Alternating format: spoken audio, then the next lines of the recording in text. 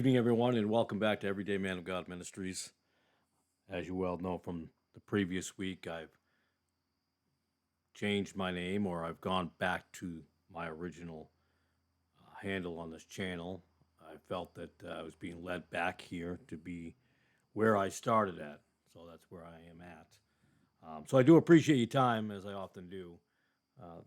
You taking your time, because there's a billion channels and thousands and thousands of ministries out there that you could be listening to. So the fact that you took your time for a few minutes to pop in here, I do appreciate that, and I'm thankful for that. I'm going to be talking probably a lot, not just in this particular message, but a lot of messages about kind of being a real man, and trying to differentiate between what the world believes and what even some professing Christians say, and personas that they put up and how they act. And sometimes they're not exactly who you think they are. And that's why tonight I've titled this message, or is it today? I'm sorry. This message, Are You Worse Than an Infidel? Let's read in your King James Bible, 1 Timothy chapter 5, verse 8. If you don't have a King James, I'm not mad at you, but I think you should get one, because it's going to be more accurate. That may bother some, but that's the truth. In 1 Timothy 5, verse 8, it reads, But if any provide not for his own, and especially for those of his own house, he hath denied the faith, and is worse than an infidel. I want to read that one more time, if you don't mind. But if any provide not for his own house, provide, and especially for those of his own house, he hath denied the faith, and is worse than an infidel. So, as I said before, as we know, the world will often judge a man by how much money he makes, how far up that ladder he climbs, the ladder of success in the corporate world, although the corporate world is not as much as the corporate world was back in the 80s and 90s, and further back, people are working at home now. And even if he has any influence at all, or how much influence he might have. But our God looks at us through a different lens. God looks deeper. God judges a man by how he cares for those who put their trust in him.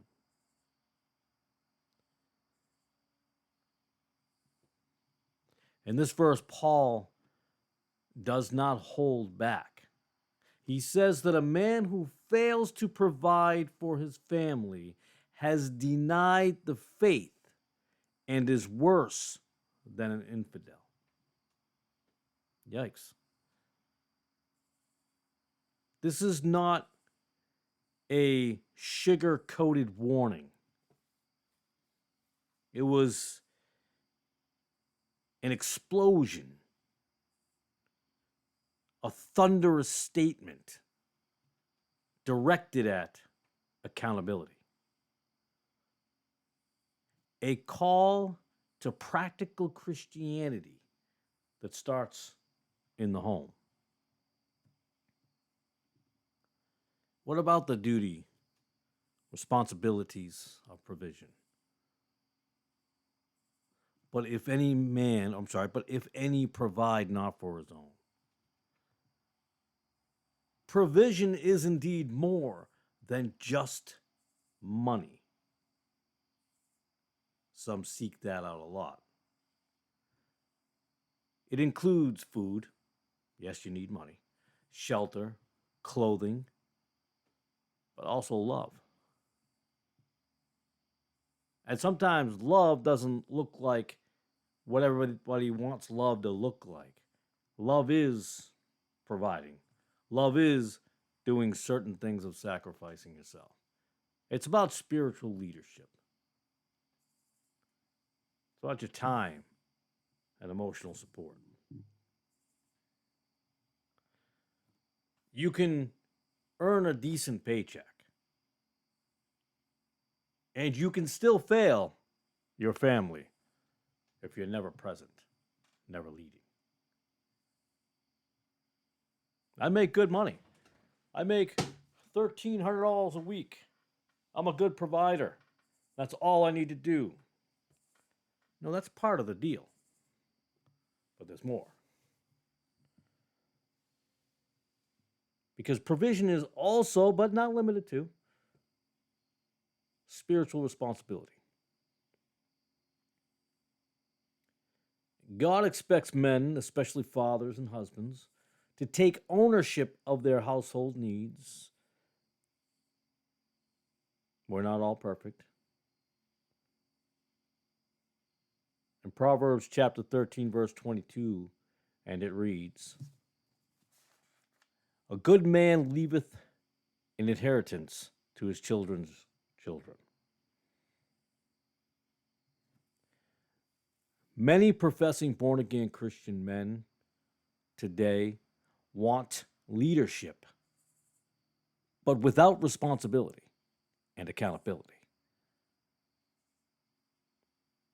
But the Bible teaches that true leadership does not take, but gives.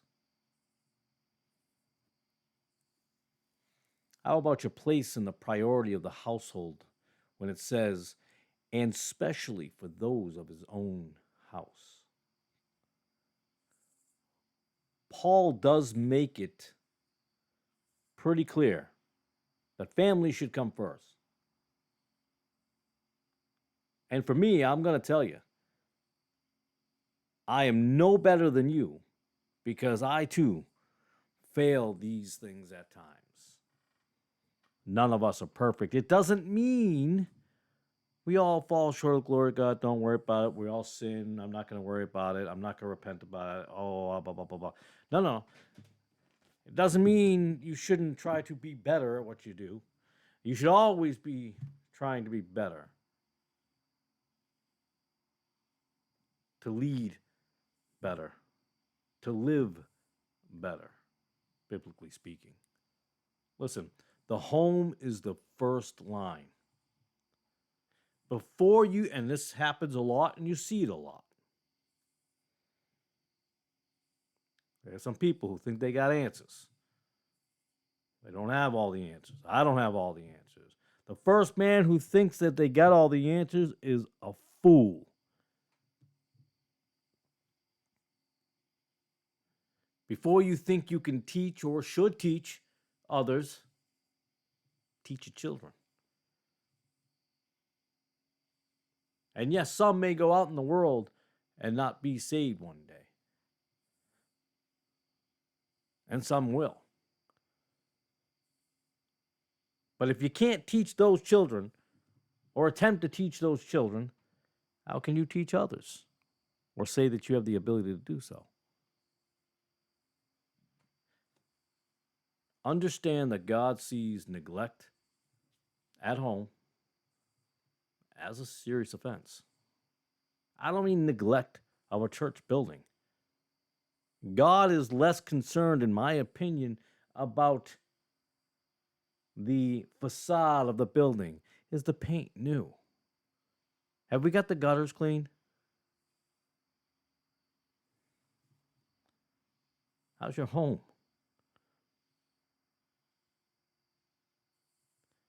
You cannot be a success in ministry, in my opinion, and a failure at home, and vice versa.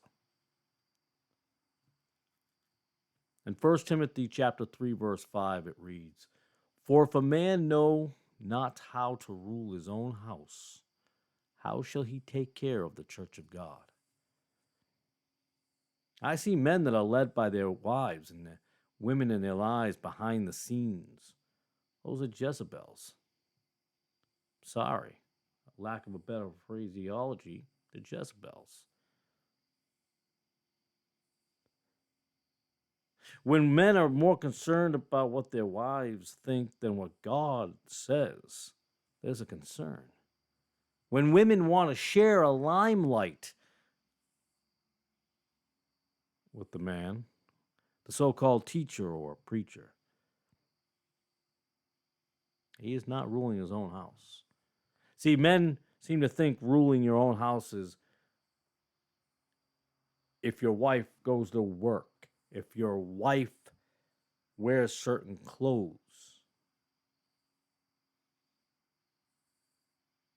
if your wife follows the rules that you set down on. No, no. It is not just those things. They leave out the fact when they listen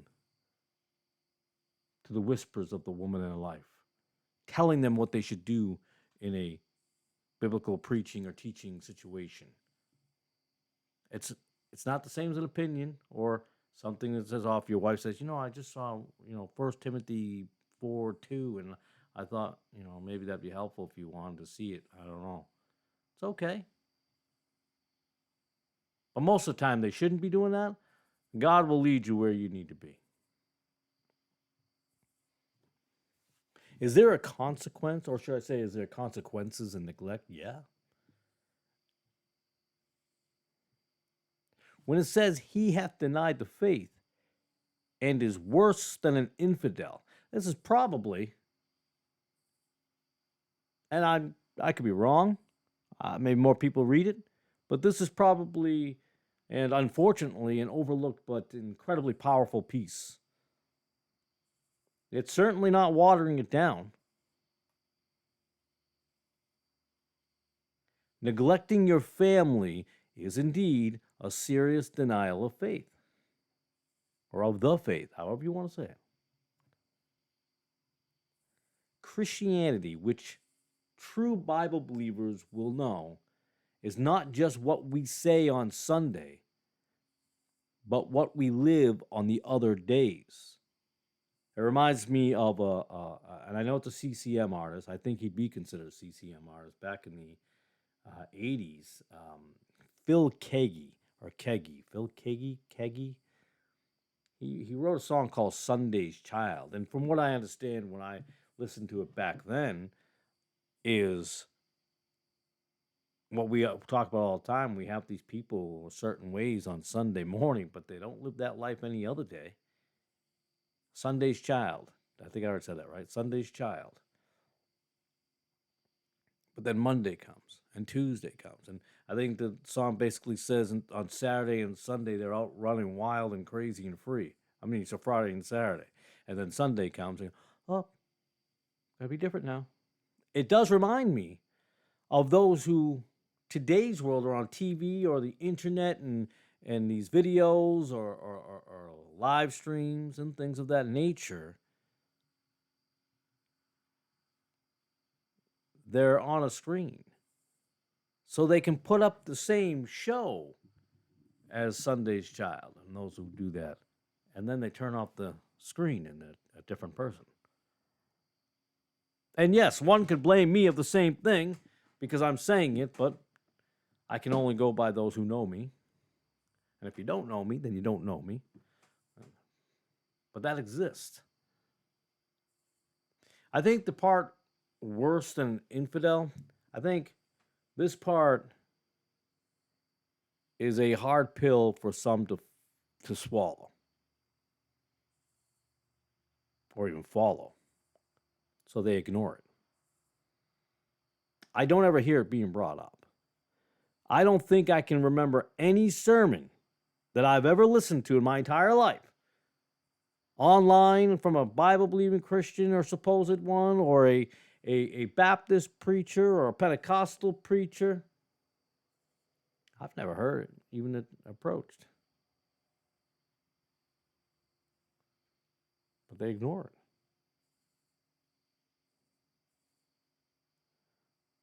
And why?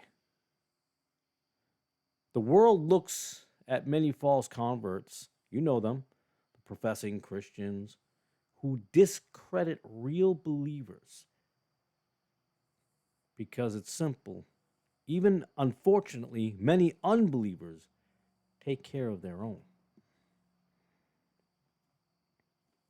If we indeed, as Bible believers, fail in this simple, not hard to understand and basic area, we are putting a stumbling block before others.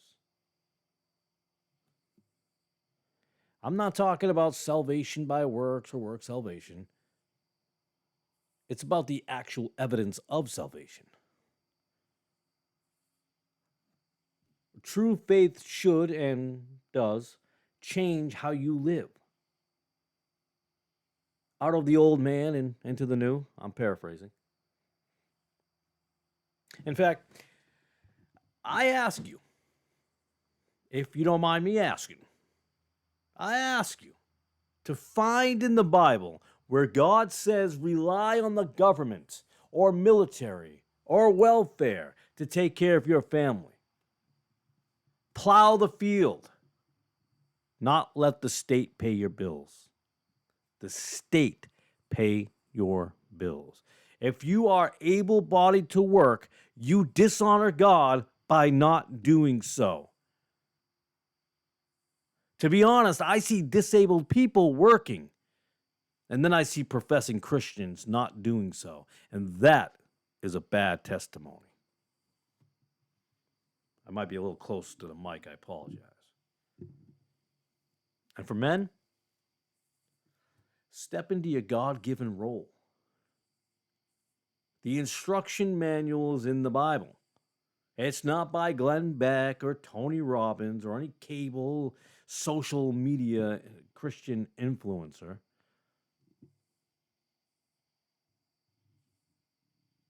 Lead with love. Provide selflessly. Not looking for others to give you praise. And pray with your family and for your family. Which I personally, I can be honest with you, I don't do it far near enough. But your prayers don't have to be lofty. Some will convince you they have to have 5, 10-minute long prayers. They don't. God knows what's in your heart. You just have to mean what you say. He gets it.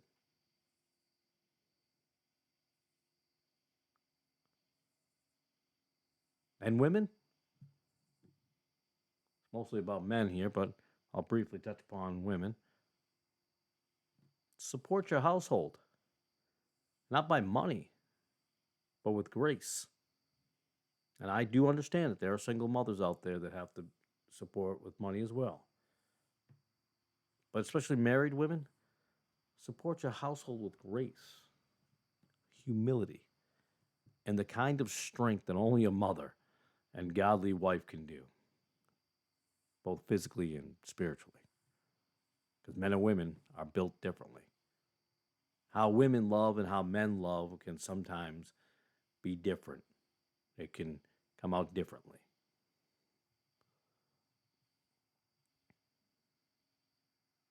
I ask you this as I coughed there. My throat got a frog in the throat, as they say.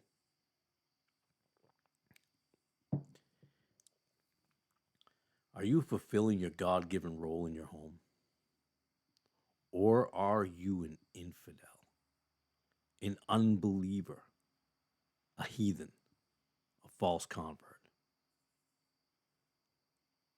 Dads, are you leading by living the word each day? Perhaps you're not perfect.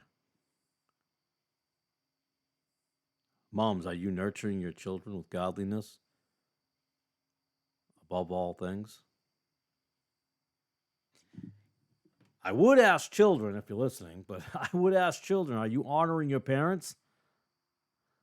But some days, if you have kids, a kid or kids, but some days they can be a little rambunctious. I'm just saying. I'd ask adult children, are you honoring your parents?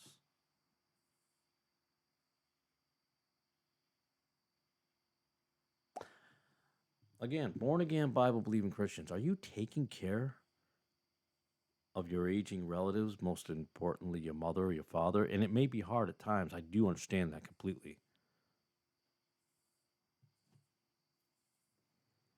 If you're not, go to the Lord in prayer and ask for guidance. What does Joshua 24:15 say? Or read, choose you this day whom ye will serve. But as for me and my house, we will serve the Lord. Remember, true Christianity is not just believing, but also behaving. Charity begins at home, serving your family. Before you give your money to the missions and things of that nature, make sure your household is not neglected. Before you start giving to YouTube channels, Rumble channels, TV channels, make sure your household is not neglected. You know, it's actually possible to be in ministry and to be nowhere found. Or how do I say that? Nowhere to be found at home. That's denying the faith. Some men in the ministry prop themselves up as authorities, but soon expose themselves as either unlearned, gainsayers, frauds, false converts. If I can leave you with just one sentence or two sentences here, I have made all the best decisions in the world throughout my life. I've made mistakes. I've listened to incorrect men along the way. But I will say this to the young men, work like a man. Don't fall for the incorrect leaders who don't work for a living. Keep that in mind, who don't work, but they're called by God to have a ministry and stay in the house all day. No, don't fall for that. Where is that in the Bible?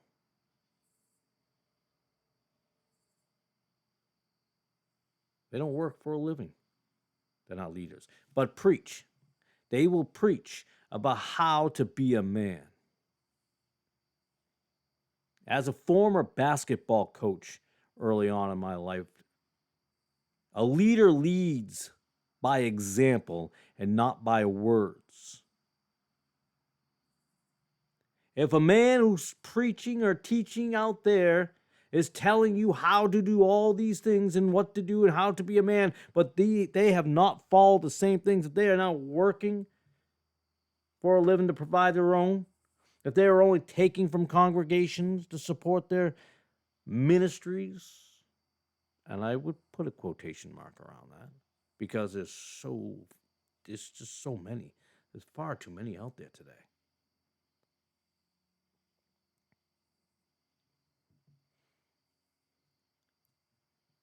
Don't be an infidel. Be a man of God. Work. Take care of your family. Do your best to feed your family from the work of your hands. Whatever it may be. Not by the government, the state, the military, a congregation that you might have fooled. There's no better satisfaction than going to work each day, knowing you're working not for the men there in that facility or wherever it may be, but you work for God. You are a representative.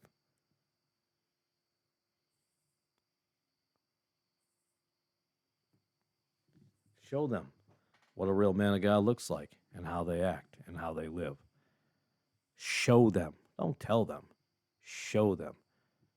Because one day they may want you to tell them. God bless. Have a beautiful evening. And I prepared a song. Well, I didn't write it, but I'm going to end it with a song. God bless and good night.